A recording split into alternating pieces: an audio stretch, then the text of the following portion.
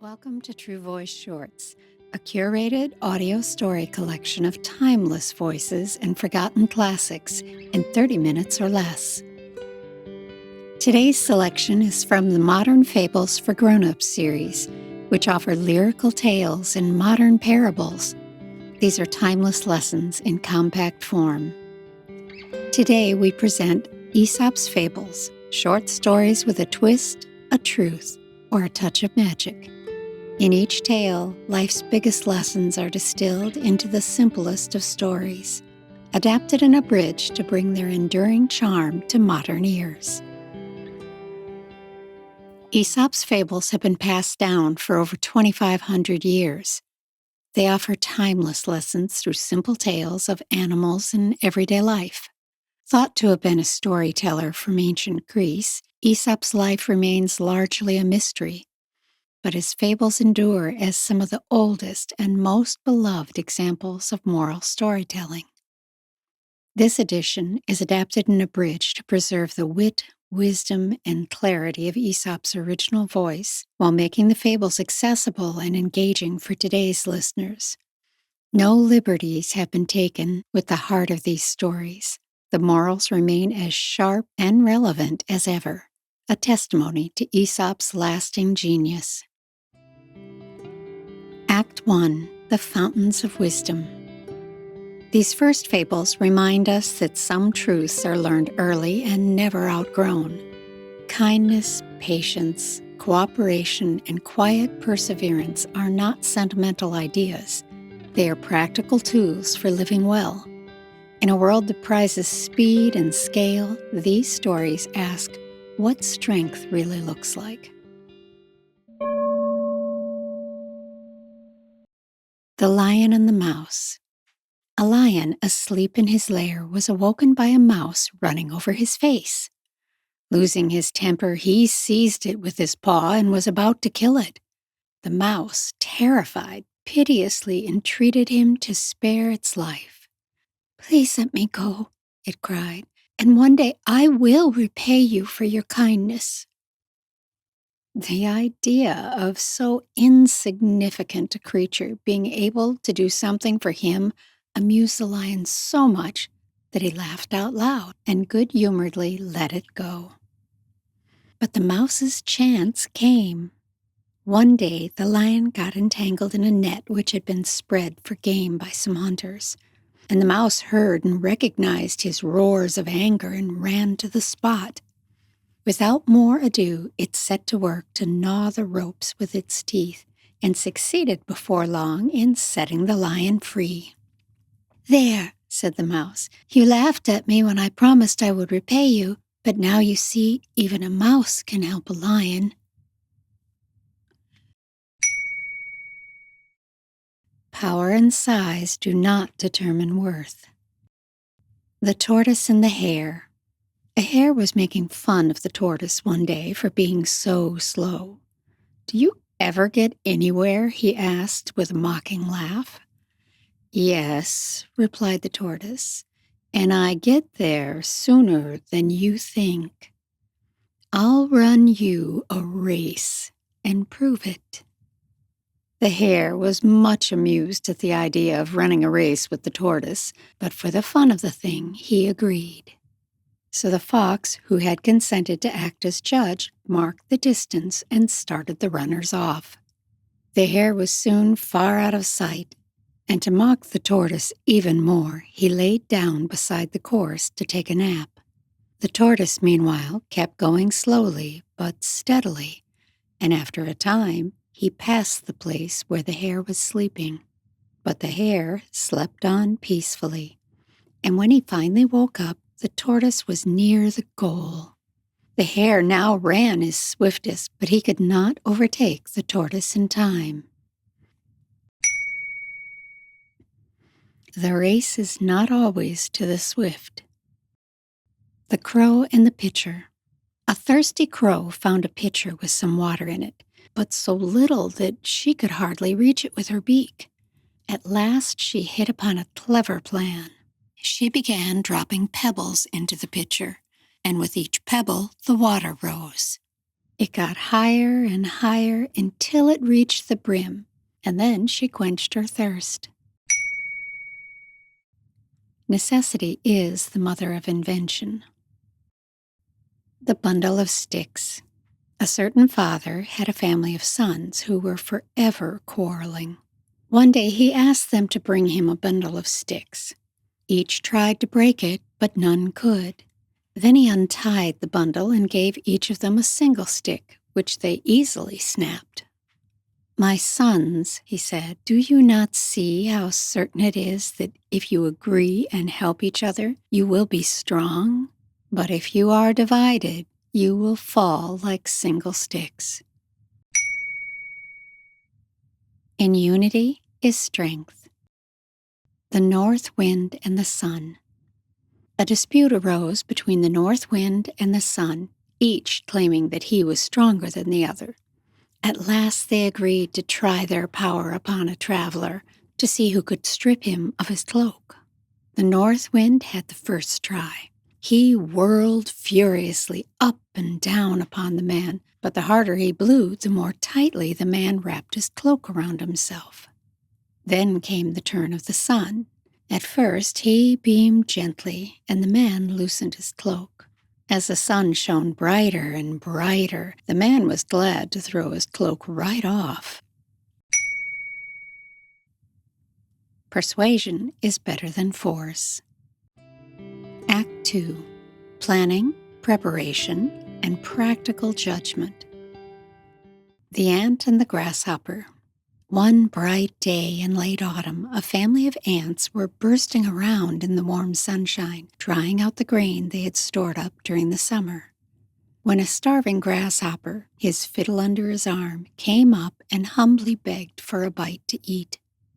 "What?" cried the ants in surprise. "Haven't you stored anything away for the winter? What in the world were you doing all last summer?" "I didn't have time to store up the food," whined the grasshopper. "I was so busy making music that before I knew it, summer was gone." The ants shrugged their shoulders in disgust. "Making music, were you? Well, very well. Now dance." And they turned their backs on the grasshopper and went on with their work.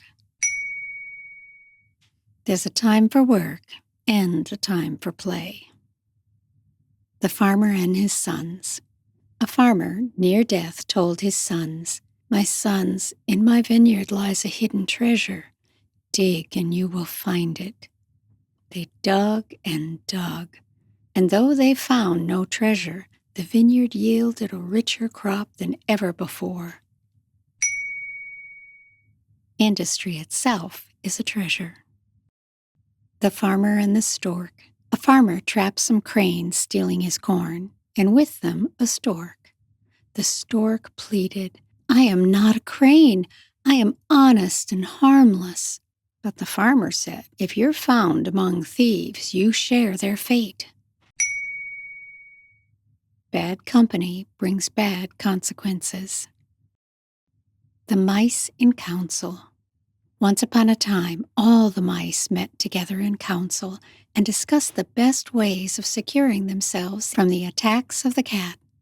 After several suggestions had been debated, a mouse of some standing and experience got up and said, "I think I have hit upon a plan which will ensure our safety in the future, provided you approve of carrying it out.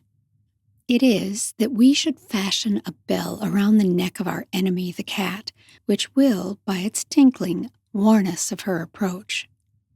This proposal was warmly applauded, and it had been already decided to adopt it when an old mouse got upon his feet and said, "I agree with you all that the plan before us is an admirable one. But may I ask, who is going to bell the cat?" Planning is easy. Action requires courage. The spendthrift and the swallow. A spendthrift, who had wasted his fortune and had nothing left but the clothes in which he stood, saw a swallow one day in the early spring. Thinking the summer had come and that he could now do without his coat, he went and sold it for what it would fetch. Change, however, took place in the weather, and there came a sharp frost which killed the unfortunate swallow. When the spendthrift saw its dead body, he cried, "Miserable bird, thanks to you, I'm perishing of cold myself." Hope without foresight invites regret. Act 3. Greed, Loss, and Self-Deception. These stories expose the small inner bargains that lead to bigger mistakes. Greed that feels reasonable, shortcuts that seem harmless, pride that rewrites reality. The modern world rewards appetite and speed, but these fables insist on something quieter. Enough is a skill, and self-honesty is protection. The Dog and His Reflection. A dog, to whom the butcher had thrown a bone, was hurrying home with his prize as fast as he could go. As he crossed a narrow footbridge, he happened to look down and saw himself reflected in the quiet water, as if in a mirror. But the greedy dog thought he saw a real dog carrying a bone much bigger than his own. If he had stopped to think, he would have known better. But instead of thinking, he dropped his bone and sprang at the dog in the river, only to find himself swimming for dear life to reach the shore. At last he managed to scramble out, and as he stood sadly thinking about the good bone he had lost, he realized what a stupid dog he had been. It is very foolish to be greedy. The Fox and the Grapes. A hungry fox saw some fine bunches of grapes hanging from a vine that was trained along a high trellis, and he did his best to reach them by jumping as high as he could into the air. But it was all in vain, for they were just out of reach. So he gave up trying and walked away with an air of dignity and unconcern, remarking, "I thought those grapes were ripe, but I see now they're quite sour." It's easier to deceive oneself than to face one's own limitations. The Goose That Laid the Golden Eggs. A man and his wife had a good fortune to possess a goose which laid a golden egg every day. Lucky though they were, they soon began to think that they were not getting rich fast enough. And imagining the bird must be made of gold inside, they decided to kill it in order to secure the whole stone of precious metal at once. But when they cut it open, they found it was just like any other goose. Thus, they neither got rich all at once, as they had hoped, nor enjoyed any longer the daily addition to their wealth. Those who have plenty want more, and so lose all they have. The Donkey and the Load of Salt. A merchant's donkey slipped in the river, and the salt it carried dissolved, making his load lighter. The donkey learned to fall on purpose to lighten his load, but the merchant loaded him next with sponges. The donkey fell again and found his burden heavier than ever. Tricks may backfire. Act 4. Power, Deception, and Social Danger. Here, Aesop stops comforting us. These fables speak to power, how it justifies itself, how it manipulates, and how quickly people trade freedom for the illusion of safety. They also warn about predators who promise fairness, gratitude, or reform. The lessons are modern. The cost is rarely paid up front, but it is always paid. The Fox and the Crow. A crow was sitting on a branch of a tree with a piece of cheese in her beak when a fox observed her and set his wits to work to discover some way of getting the cheese. Coming and standing under the tree, he looked up and said, "What a noble bird I see above me. Her beauty is without equal. The hue of her plumage is exquisite. If only her voice is as sweet as her looks are fair, she ought without doubt to be queen of the birds." The crow was hugely flattered by this, and just to show the fox that she could sing, she gave a loud caw. Down came the cheese, of course, and the fox, snatching it up, said, "You have a warm voice, madam. I see what you want is wits." Praise offered too freely often hides a selfish aim. The Cat and the Mice. There was once a house that was overrun with mice. A cat heard of this and, to herself, said, "That's the place for me." And off she went and took up her quarters in the house, caught the mice one by one and ate them. At last the mice could stand it no longer, and they were determined to take to their holes and stay there. That's awkward," said the cat to herself. "The only thing to do is coax them out by a trick." So she considered a while, and then climbed up the wall to let herself hang down by her hind legs from a peg and pretend to be dead. By and by a mouse peeped out and saw the cat hanging there. "Ah!" it cried. "You're very clever, madam, no doubt. But you may turn yourself into a bag of meal hanging there if you like, yet you won't catch us coming anywhere near you." Appearances can deceive, especially when danger adapts. The Cat and the Birds. A cat heard that there were birds in an aviary who were ailing. So he disguised himself up as a doctor, and taking with him a set of instruments proper for the profession, presented himself at the door and inquired after the health of the birds. "We shall do very well," they replied, without letting him in, "when we've seen the last of you." Trust earned through fear is not trust at all. The Wolf and the Lamb. A wolf came upon a lamb straying from the flock, and felt some compunction about taking the life of so helpless a creature without some plausible excuse. So he cast about for a grievance, and said at last, "Last year, sir, you grossly insulted me." "That is impossible, sir," bleated the lamb, "for I wasn't born then." "Well," retorted the wolf, "you feed in my pastures." "That cannot be," replied the lamb, "for I have never yet tasted grass." "You drink from my spring, then," continued the wolf. "Indeed, sir, I have never yet drank anything but my mother's milk." "Well, anyhow," said the wolf, "I'm not going without my dinner." And he sprang upon the lamb and devoured it without any more ado. Power seeks excuses when it has already chosen injustice. The lion's share. The lion, the fox, the jackal, and the wolf agreed to hunt together. The wolf caught a stag, and the lion divided it into 4 parts. 1 for being king, 1 for being strongest, 1 for being bravest. And if anyone disputes the last share, well, he may try. Might makes right. The Wolf and the Crane.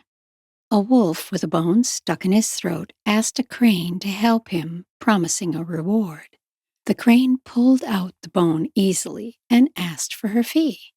The wolf snarled, "You're lucky you put your head in my mouth and lived to tell about it. What more do you want?" Gratitude is rare from the wicked. The frogs asking for a king. The frogs were tired of governing themselves. They sat around croaking in boredom, wishing for a government with pomp and display. They petitioned Jupiter for a king. Jupiter, seeing their foolishness, threw down a huge log into their pond. At first the frogs hid, thinking the log a fearful giant, but soon they used it for diving and meeting. To teach them a lesson, Jupiter sent a crane as king, and the crane devoured them one by one. In mournful croaks they begged Jupiter to remove this tyrant. "How now?" cried Jupiter. "You have what you asked for, and only yourselves to blame. Be sure you can better your condition before you seek to change." Act 5. Identity, Integrity, Reputation, and Legacy. The closing fables turn toward character, how we carry ourselves, how we treat ourselves, and what we do when no one is watching. They ask what the real value is: usefulness over show, integrity over advantage, and responsibility over image. In a time when reputations can be louder than truth, these stories return us to what holds. The Bat and the Weasels. A bat fell to the ground and was caught by a weasel, and was just going to be killed and eaten when it begged to be let go. The weasel said he couldn't do that because he was an enemy of all birds on principle. "Oh, but," said the bat, "I'm not a bird at all. I'm a mouse." So you are," said the weasel. "Now I come to look at you," and he let it go. Sometime after this, the bat was caught in just the same way by another weasel, and, as before, begged for its life. "No," said the weasel, "I'd never let a mouse go by any chance." "But I'm not a mouse," said the bat. "I'm a bird." "Huh, why, so you are," said the weasel. And he, too, let the bat go.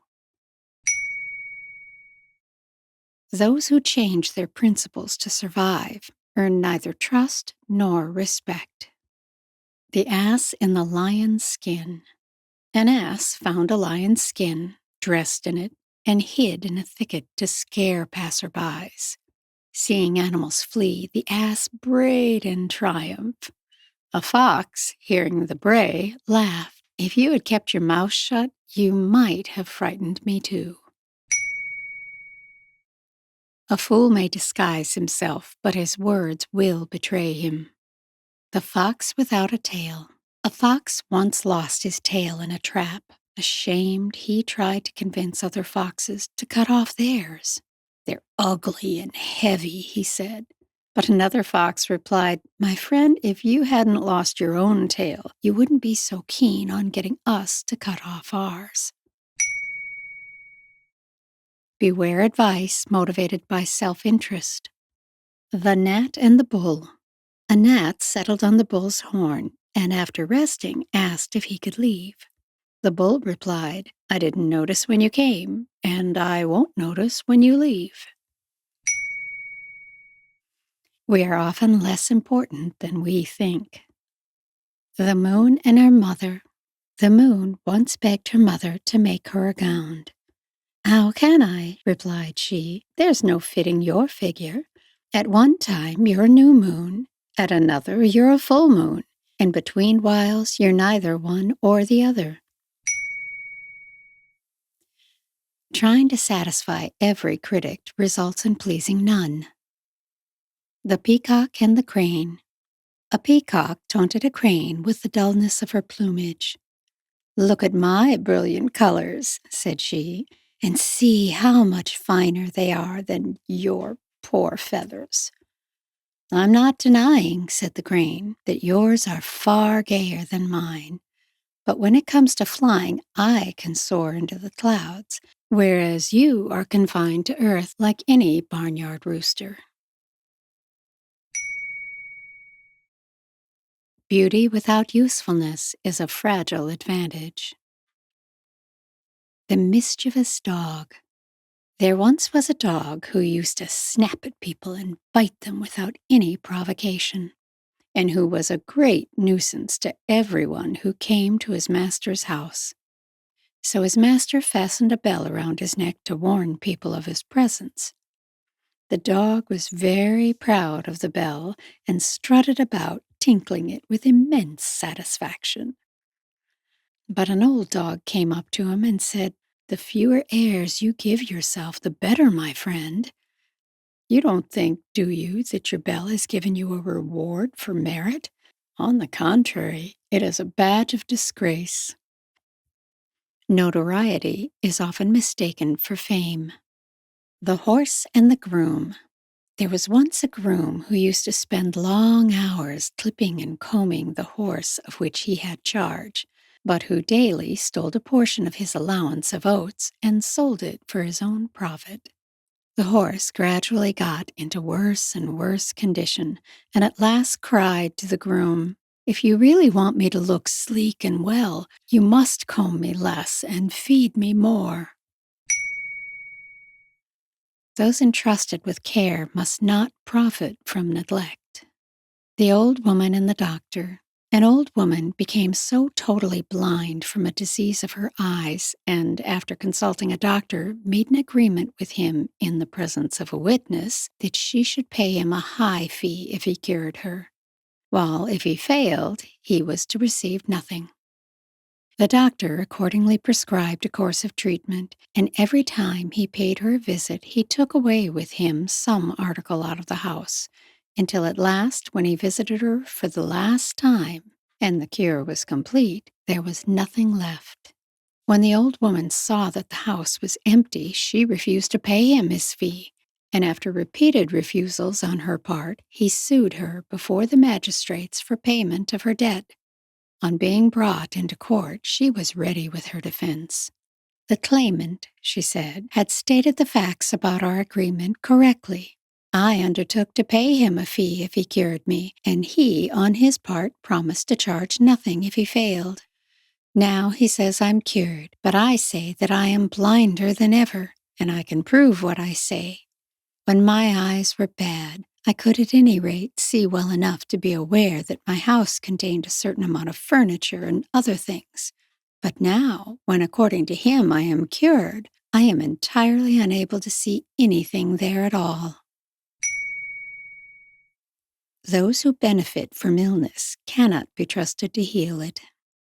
Mercury and the Woodman. A woodman was felling a tree on the bank of a river when his axe, glancing off the trunk, flew out of his hands and fell into the water. As he stood by the water's edge lamenting his loss, Mercury appeared and asked him the reason for his grief. On learning what had happened, out of pity for his distress, he dived into the river and, bringing up a golden axe, asked him if it was the one he had lost. The woodman replied it was not, and Mercury dived a second time, and bringing up a silver axe, asked him if it was his. "No, that is not mine either," said the woodman. Once more Mercury dived into the river and brought up the missing axe. The woodman was overjoyed at his recovering his property and thanked his benefactor warmly, and the latter was so pleased with his honesty that he made him a present of the other 2 axes. When the woodman told the story to his companions, one of these was filled with envy for his good fortune and determined to try his luck for himself. So he went and began to fell a tree at the edge of the river, and presently contrived to let his axe slip into the water. Mercury appeared as before, and on learning that his axe had fallen in, dived and brought up a golden axe, as he had done on the previous occasion. Without waiting to be asked whether it was his or not, the fellow cried, "That's mine, that's mine," and stretched out his hand eagerly for the prize. But Mercury was so disgusted at his dishonesty that he not only declined to give him the golden axe, he also refused to recover for him the one he had let fall into the stream. Honesty is the best policy. The Oak and the Reed. An oak growing on the bank of a river was uprooted by a violent storm and thrown amongst the reeds. He said, "How is it that you, so frail, survive while I, with all my strength, fell?" "You were stubborn," said the reeds, "but we bow and yield to every breeze. The gale passed harmlessly over our heads." Yielding often saves what resistance would destroy. The Dog and the Sow. A dog and a sow were arguing, and each claimed that its own young ones were finer than those of any other animal. "Well," said the sow at last, "mine can see at any rate when they come into the world, but yours are born blind." These fables, simple and wise, full of heart, remind us that even the smallest tales can carry the biggest truths. Through the laughter of the mouse and the patience of a tortoise and the quiet cleverness of a crow, Aesop's world invites us to pause, reflect, and smile.